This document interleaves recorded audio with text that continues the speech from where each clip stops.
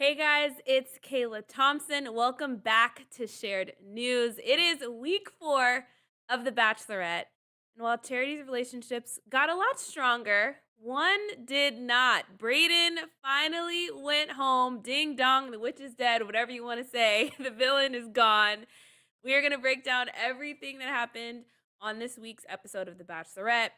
Before we get into it, make sure you give this video a like, subscribe to our channel, hit the notification bell so you never miss any of our future lives, panels, or any of our content. And we are live today, so join me in the comments, talk with me, chat with me. Let's break this all down together. I'm here all by myself because my girl KG is on vacation, so don't leave me on my lonesome. Let's break this all down together and get into it because there's so much to unpack in this episode. There's so much that happened. And I'm really, really excited. This is like one of my favorite seasons of The Bachelorette so far. I don't know what it is about this season, but it's just highly entertaining.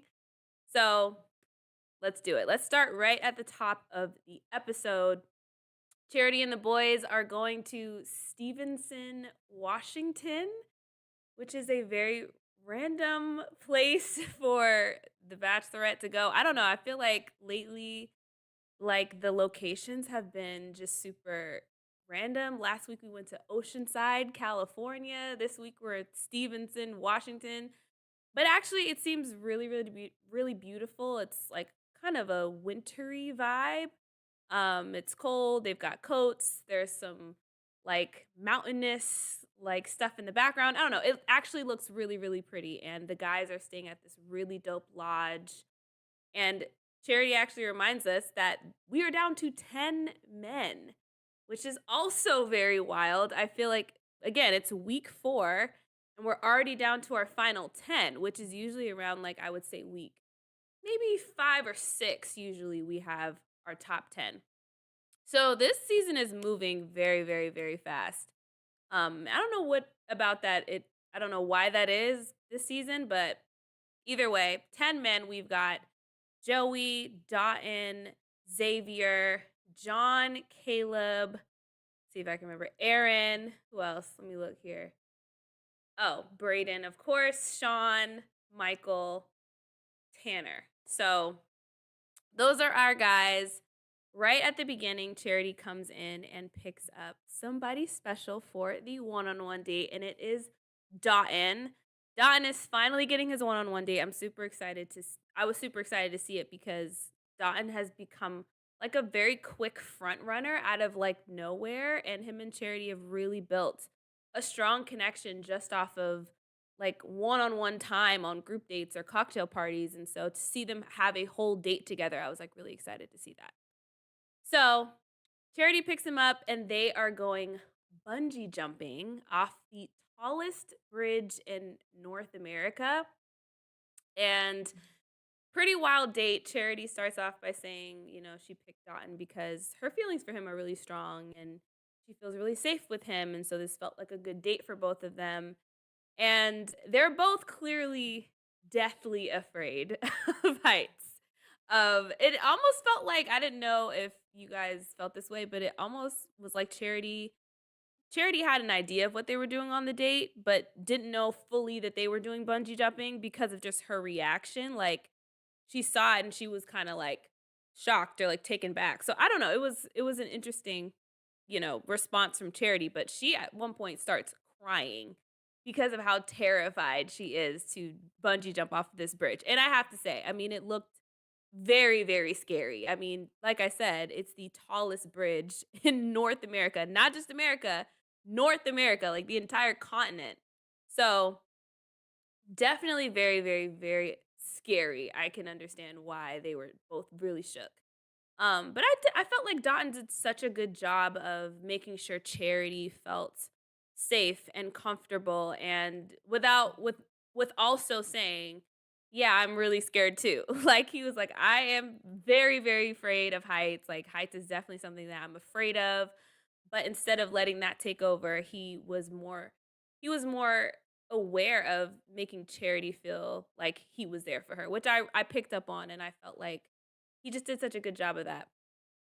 And so Charity has a little cry and her little ITM, and then They step up on the ledge, they step to the back, and they just, like, close their eyes and they just do it, and the scream that these 2 let out, I mean, it was like a gut-curdling cry, like, they let it out, and they did it, and honestly, afterwards, you can tell, like, it was such a sense of relief that they were like, "Oh my god, we did it." They felt so good doing it that they decided to go ahead and do it again, which I wouldn't have done personally, but they loved it. I think they loved the rush. They loved the freedom that they felt from getting a chance to, like, actually face their fear, and the fact that they did it together was just huge, and Dotun kinda said it in his ITM, like, the only reason that he was able to do it was because of, he was doing it with such an incredible person, and Charity kinda helped him through it, and of course, Charity feels the same way about Dotun, and so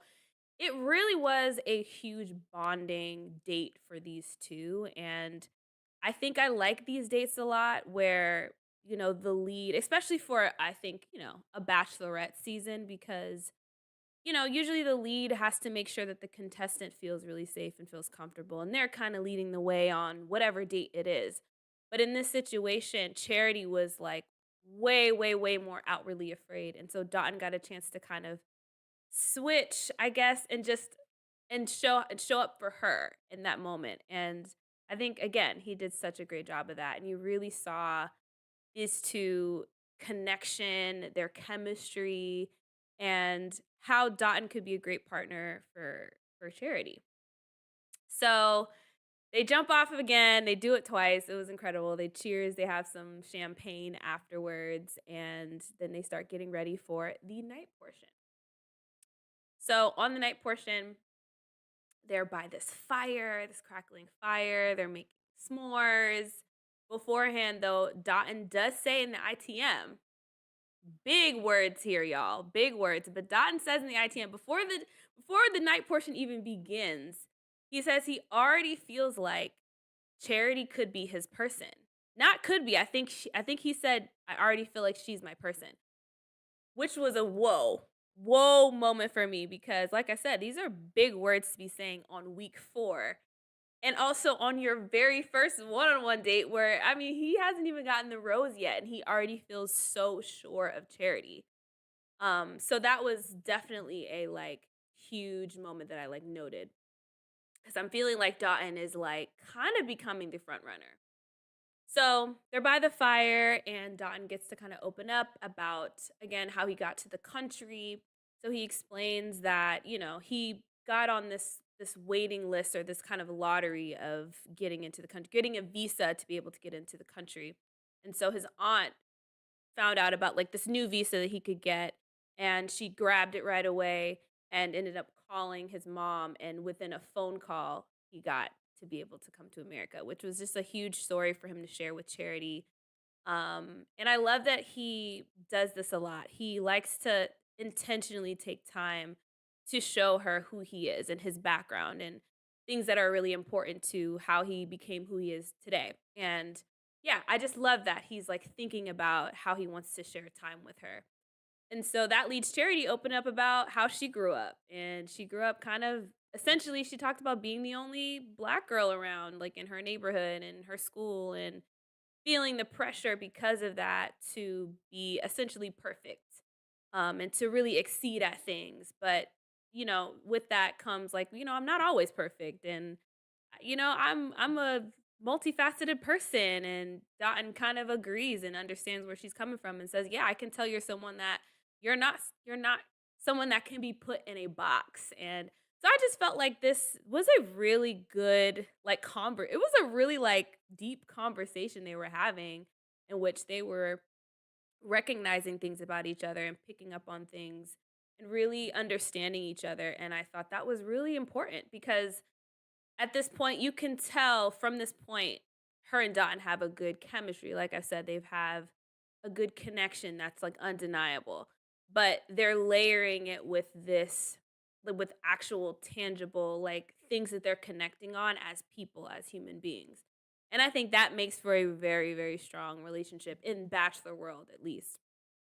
So Charity tells him she hasn't felt this way in a long time, which is, again, some big words for a lead to say to someone week 4. So I'm like noting everything, guys, because I really do think that Dotun could be the dark horse winner of this entire season at this point. Um, and yeah, she is clearly giddy around him. They're giggling about it, they're cuddling some more. And she says in the ITM herself that she's starting to feel like Dotun could be like her person. So we've got vocalizations of, this could be my person, haven't felt this way in a long time. Like, I feel safe with you. I feel really strongly about you. Like this is a really big one-on-one date. And they end the date with, of course he gets the rose. And they end a date in the hot tub. They're kissing and having a, beautiful romantic time. And Dotun is thanking the forces that be that they found each other. So, pretty big one-on-one date, like I said. So let's talk about what's been going on at the house really quickly because there's some stuff to unpack here. So meanwhile all this is going on, Brayden and the boys are back at the house and Brayden is basically just talking trash, guys, okay? First of all, they're all in a group. Sean is talking about, his experience just being on the show so far and kind of like, how he really wants more time with Charity, figuring out like an engagement at the end, but he knows he could commit to that. And just they're all the guys are kind of having this conversation. And Brayden is just clearly annoyed in the background, not speaking, and he's judging them about how they all are like so sure about this whole thing of the Bachelor world, right? And I get that. I understand how, you're kinda Brayden could be kinda looking at them like, "Y'all are drinking the Kool-Aid. This is not realistic. This is not real life."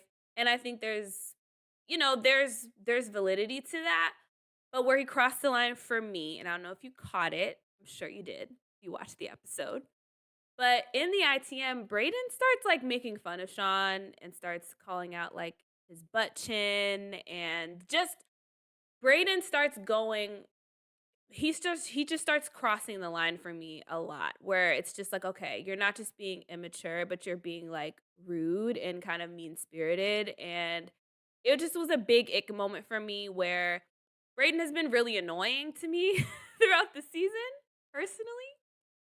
But at this point, it's just kind of like, okay, you're just like not being nice. And 2 weeks ago, you talked about respect and, the whole kissing date. He was really upset about the guys being disrespected. And yet here you are in the ITM, like blatantly disrespecting somebody. So there's that. But moving forward, Aaron B and Joey are talking. And Joey actually says to Aaron B that he agrees with what he did last week with Brayden, with letting Charity know, what Brayden was saying. And Joey feels like it's important for Charity to know who is here for the right reasons and who isn't. And so just kind of another guy, all the guys at this point feel like Brayden needs to go. But I know there was like kind of a split of the guys feeling like Aaron B's decision just you know, wasn't the right time, but other guys kind of feeling like, no, I'm glad you said it. So then we had a little scene of Brayden and Xavier out on the lawn, kind of just, I don't know, just talking, shooting the breeze, having a little drink or whatever. And Brayden starts telling Xavier that his problem is starting to become that he never sees Charity off, he puts it. He never sees her off as the Bachelorette. She's always on. And so he essentially is questioning whether she's being genuine or not. And he kind of adds a little tidbit of like, I know I'm a hole, I think is what he says, because it gets bleeped out. I know I'm a-hole, but like at least I say it. Like I'm always gonna be me. And again, I just feel like at this point, Brayden is gonna find a problem with everything. Like this, I think from last week, he knows the heat he got put under going home or almost getting his rose revoked last week and almost going home last week. And so Charity was really upset with him, and I think he's upset that Charity's upset. And so at this point, he's just kind of like he is spiraling, okay? And that leads me to this group date. So let's get into the group date, okay? We've got the Girl Scout, what I'm calling the Girl Scout survival date of the season. So on this group date, we've got Joey, Aaron, Michael, Caleb, Brayden, Sean, John, and Tanner, meaning that Xavier got the last one-on-one of the week. So they meet up in the woods, and Brayden is already talking about asserting his dominance because all the guys showed up wearing coats and he's just wearing a shirt. And I'm like, okay, it's cold outside. Why are you trying to make this a thing? Everyone's going to wear a coat because it's cold. But anyway, they are met by 3 Girl Scouts along with Charity. The girls are super cute, very funny, bringing all the energy, all the sass. Aria was definitely intimidating. Aria was the one. There was one girl. She was a little blonde girl, um, and she is just staring the guys down. You know, any of their little charm. She was like, "Oh no, I'm about to read you guys for filth." Okay. And so basically, essentially on this date, they're gonna have some challenges, answer some questions, and the 3 girls will choose who wins the date and gets extra time with Charity at the kissing tree. So the very first test is for the guys to go out and find edible food in the forest to feed Charity if there was ever like a survival, time where they wouldn't have any food. So they're all out foraging in the forest. Guys are looking at mushrooms and grass and whatever else. Aaron's trying to fish. He ends up falling into like a little creek. I mean, they're going hard for it. John over here is holding up some moss. I don't even know what that is. It's just some weeds. I don't know what John has. Um, and at this point, I kind of start picking up that Brayden is, yes, being kind of obnoxious, but I felt like at this point he was getting a little like, I don't mean to throw like a, therapy term out there, but he was being like manic. Okay. Like he was really, really unhinged. I mean, the boy's already not wearing a coat. It's freezing outside, but he's talking about how he's going to, assert his dominance even more and get more and more unclothed as the day goes on, and it's really wild. He's picking up things, he's putting things in his mouth, like the shot right here. He's just eating stuff. But he's the way he's acting is just again very unhinged. He's being like insanely vocal. Like I don't think he stops speaking this entire time. Like he's just talking. He's being really loud. He's like I don't even know. He's just like doing what I like to call he's doing the most. Like he is doing the most. And some of the guys start picking up on it. Tanner is in the ITM saying like, yeah, something's going on with Brayden to where I feel like he's overcompensating. Like he's acting like he's insanely confident on this date and today in general, but I think he feels the heat of last week, which I think was a really really good point by Tanner, who I'm starting to really like by the way, but we'll circle back to Tanner in a sec. So all the guys come back to show off what they foraged in the forest. Tanner brings this little platter of, some pine nuts, and he even made a plant. You can see it over here. He made a little platter out of wood and moss, and it's just so sweet and cute. And Brayden kind of did the same thing, which Tanner was like, okay, he stole that from me because I had that first. And the next thing I know, he has a platter, which again, the guys are just starting to get very annoyed with Brayden. And then the guys are asked a question by the Girl Scouts. And one of the questions is, what would you do for Charity to keep her warm? If, if there was if you guys were really cold or whatever outside, camping, survival, whatever it is. And so the guys answer that question, oh, cuddle with her, oh, I'd we'd take our clothes off and cuddle, like just kind of answering the question in a really cute way. And then the next question is, who would you eat for survival?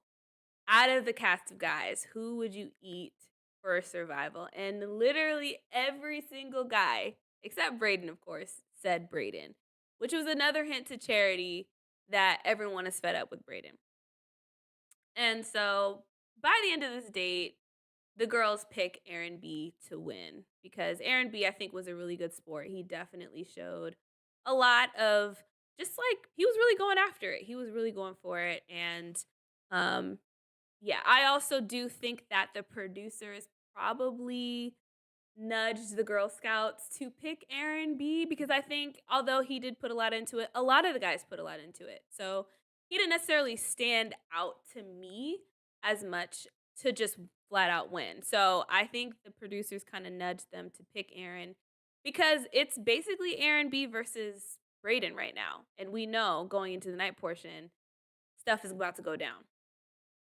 Also, before we get into the night portion, I just want to note that by the end of the date, after Aaron B is announced the winner of the group date, Brayden is in the ITM and has no shirt on. So I guess he held up his bargain of like by the end of the day, I'm gonna have no clothes.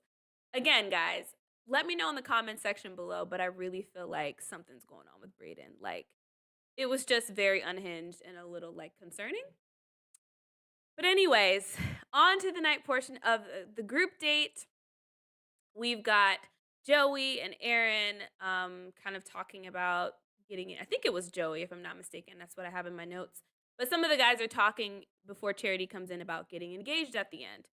And Brayden in the ITM is kind of like already like, listen, I feel like these guys are naive. I don't agree. Whatever.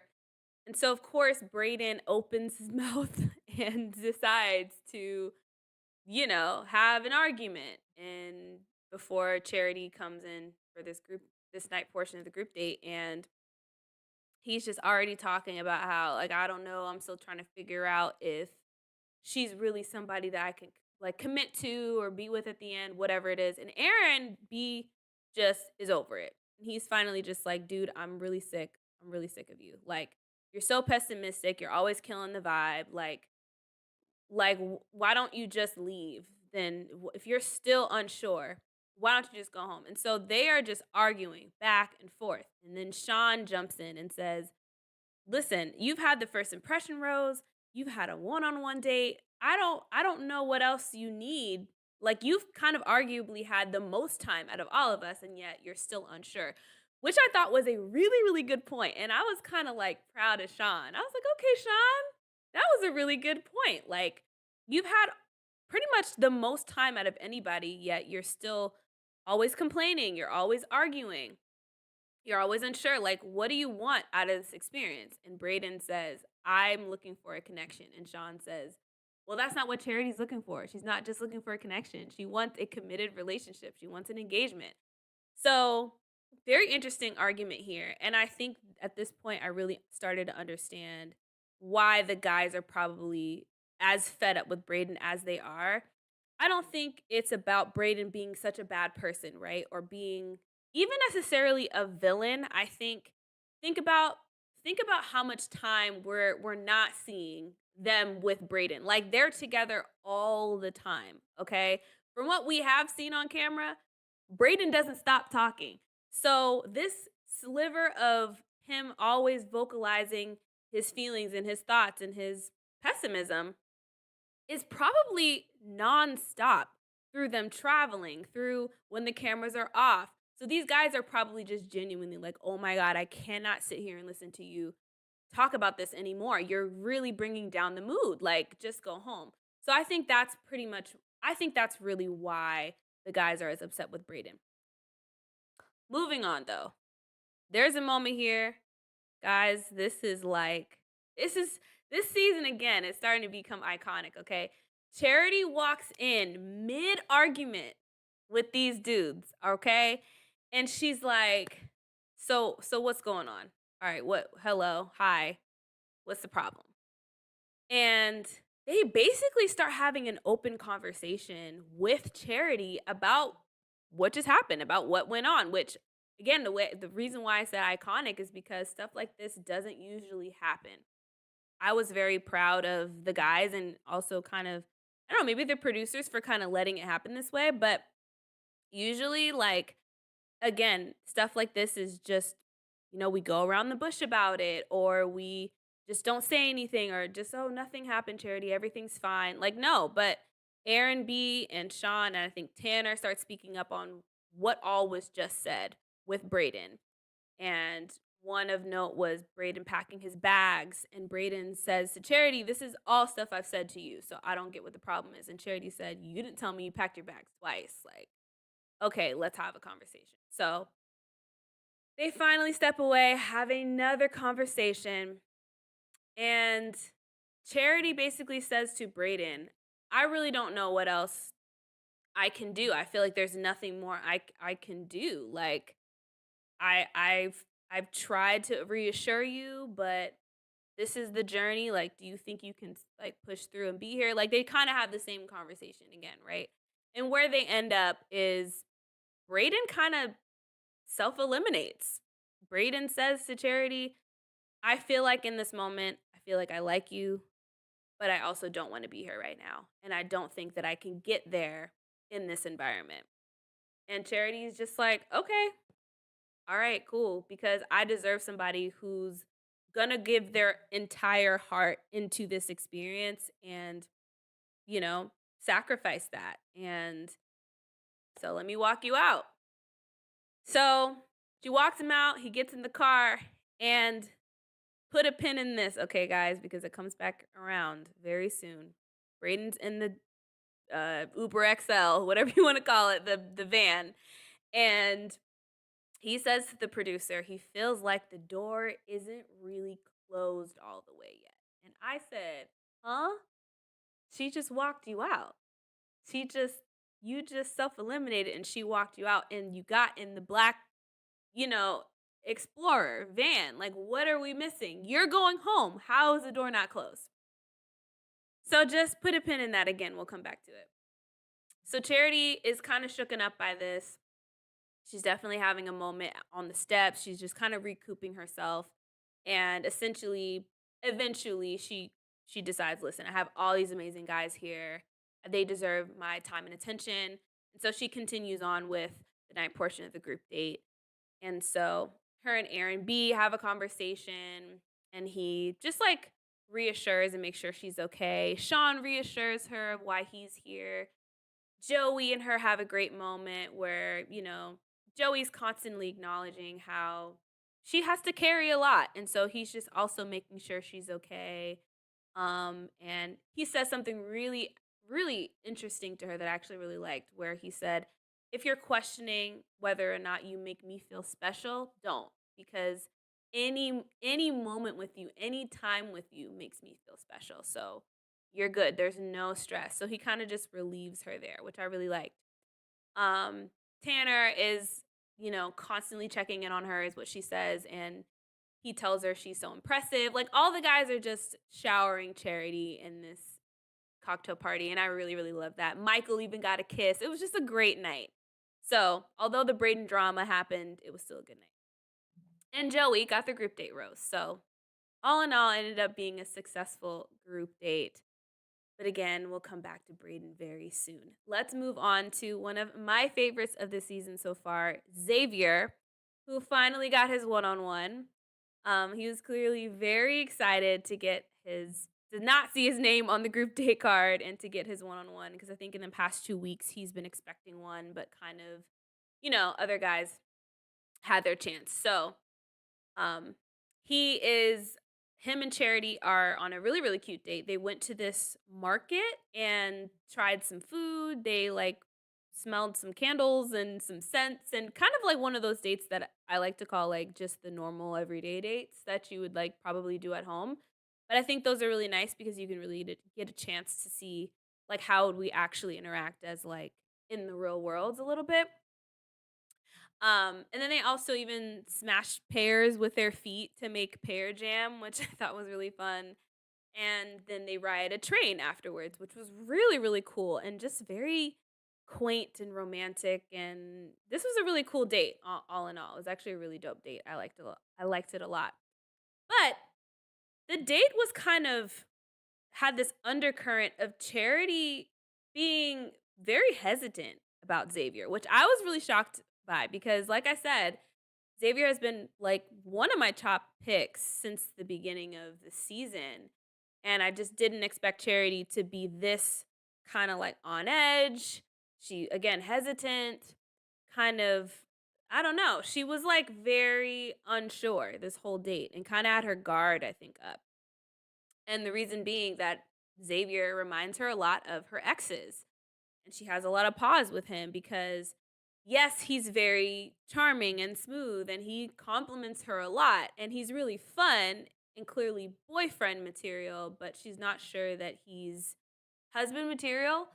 And she's not sure that he's as maybe as loyal as she needs. Or I think she, again, is just maybe triggered by her past experiences, and so she said that, our connection is strong, but I'm not sure it's strong enough, which again, I was very surprised by. I thought her and Xavier had a very clearly strong connection, episode 1.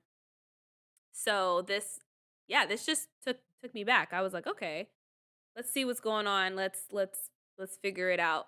And so they do end up kind of unpacking some of this in the night portion.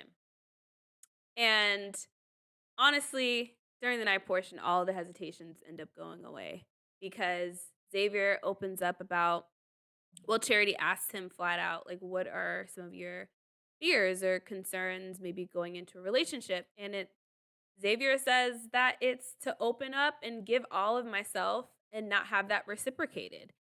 And he kind of asks her, what's your concerns or fears? And she in a marriage, and she says infidelity. And so essentially they kind of end up finding a like common ground with their fears in their relationships. And he takes a chance to just reassure her that, he's a very honest person, he's a very loyal person, and he never says anything unless he means it. And he also opens up more about like his parents and how he saw his dad just being so committed to his mom and her having MS, and how dedicated he is to his work and his study in the hopes of helping her, and just clearly how much family means to him and how his work is very passionate to him. And yeah, her eyes are just pretty much opened to Xavier being as amazing as he is, and she sees how compassionate he is, and she just felt, like, insanely confident with him. And so, of course, we end the Xavier one-on-one with him getting a rose. But I do find it interesting that at the beginning of the dinner portion, the question that she asked him wasn't fully answered, because the question that she asked was, what are your fears in this journey, in this process, and in a relationship? And so we only heard him answer about the relationship part, but we didn't hear if he has any fears or concerns regarding the bachelor journey, which of course we all know includes the engagement at the end. So we're kind of not exactly sure where Xavier lands on if he can get down on one knee at the end of this. So I think that might come back around in the preview, but that's a different video for a different time. Let's talk about the cocktail party because this is where things get wild once again. So buckle up. Let's get into this. So we start the cocktail party off with just Charity and the guys and the ITMs talking about how relieved they are that Brayden is gone, essentially, and how Charity kind of feels more bonded to the whole cast of guys because of how they were there for her and how they kind of like stood up for her and made sure she was okay and just all the things. And so then we get some nice one-on-one time. We've got Aaron giving Charity a massage and just him vocalizing how he's really there for her.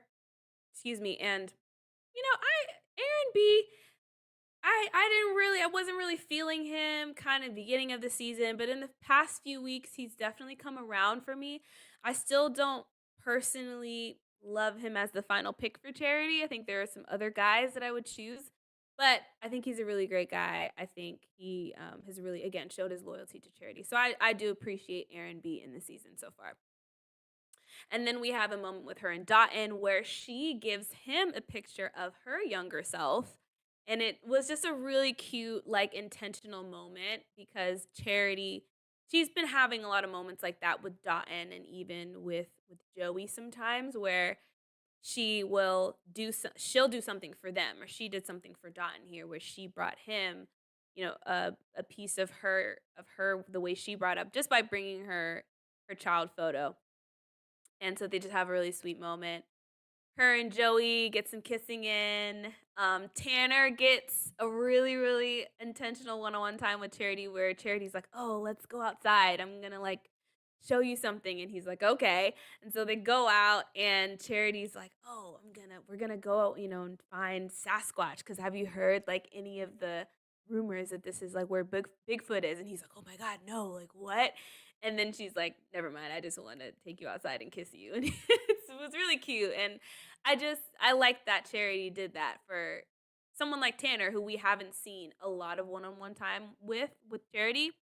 And so I just thought it was really sweet and just very, like, thoughtful of her to give Tanner, like, specific one-on-one time with her. And so now we get to the kicker of the cocktail party, okay? When I was telling y'all, don't forget, we're coming back to Brayden. This is when we're coming back to Brayden, all right? So next thing we see after her moment with Tanner is Brayden walking up to the lodge in flip flops, I might add, which is insane because it's freezing outside. Okay, why he's in flip flops, I don't know. Trying to assert his dominance, something like that.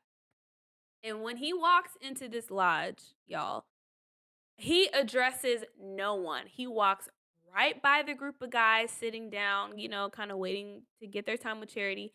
Walks right past them, doesn't acknowledge them. Aaron's face is shocked. Okay, I can't lie. I was dying laughing because all of their responses were just hilarious. They had no idea why Brayden was here. They didn't think they'd ever see him again.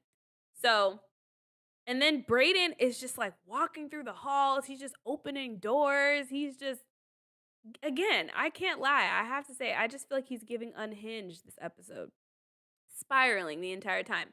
And so he finally finds Charity, and it's a one-on-one time with her and John, and she's kissing John, and he is standing there, just standing there, like behind Charity and John kissing, and it's just dead silent. It's very awkward, and I was cringing the whole time. And John and Charity break their kiss, and John sees Brayden in the background and goes, "Oh my God." And it's like this moment where I'm like, yeah, like Brayden is man enough, right? Or he's certain his dominance. He's coming in, barging in, opening doors, and yet he's not man enough to like say something or like, clear his throat or something, interrupt their kiss. I mean, they were having some heavy kissing right now. It was like he was just standing there. Anyway, it was just a really, really awkward moment. So, yeah, he interrupts. Charity is obviously he's going to talk to Charity. John goes back to the guys and tells them what happened, and he is heated. Okay, he feels like because of this, he's now in danger of going home because the takeaway for Charity could now of their one-on-one time could now be Brayden interrupting that and whatever Brayden's about to say. And so, going back to Brayden and Charity's conversation, Brayden essentially is just trying to apologize for everything that happened and just like the way that they broke up. And to me, it's just a waste of a conversation, and it's also a little mm, it's a little condescending. It's a little belittling just because what he ends up saying to her is, "I just want to make sure that you didn't do anything wrong. Like you're totally fine. Like you were just whatever, whatever." And Charity's like, "Yeah, I know. Mhm. Okay. Cool. Thanks. Thank you." And I'm like, "Yeah, like I didn't need you to come here and tell me that I didn't do anything wrong. It's not you, it was me. Like, yeah, Yeah, I know that. I know it's not me, it's you. Like, what? So it just kinda came off to me still very big-headed, and I don't really think it made him look that much better. I appreciate the sentiment of wanting to leave things on a better note than just like, "Alright, can I walk you out?" "Yep," getting in the car and going home.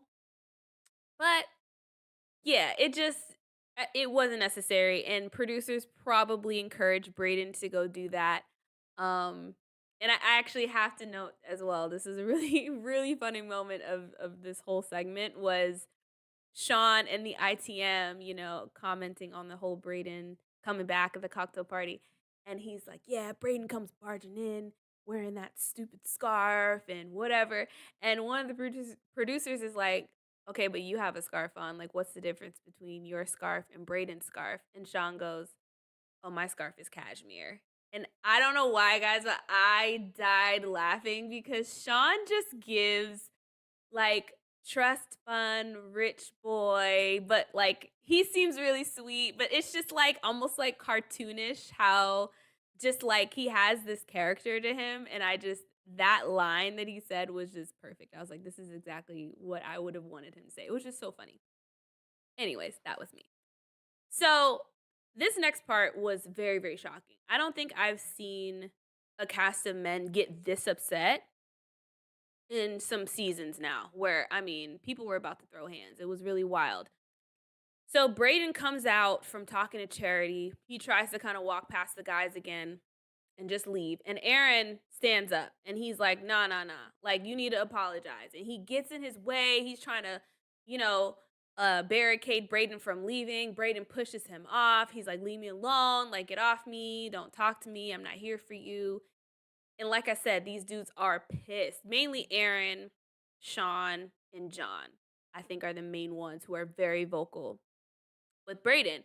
And Brayden gets in the mind you, Brayden gets in a party bus, it looks like. I mean, it's a van, but it kind of looks like it doubles as a party bus, which I was just like, okay, this is a really odd vehicle for Brayden to come in just by himself, but anyways, so a bunch of the guys are outside, they're having this altercation. Sean is intervening. He's talking about like, "Yo, you've been disrespectful to us. You come in, you don't speak to us. You're taking more time. Like you already went home. Just stay home." Because they don't know, why Brayden came back yet. They don't know what he said to Charity.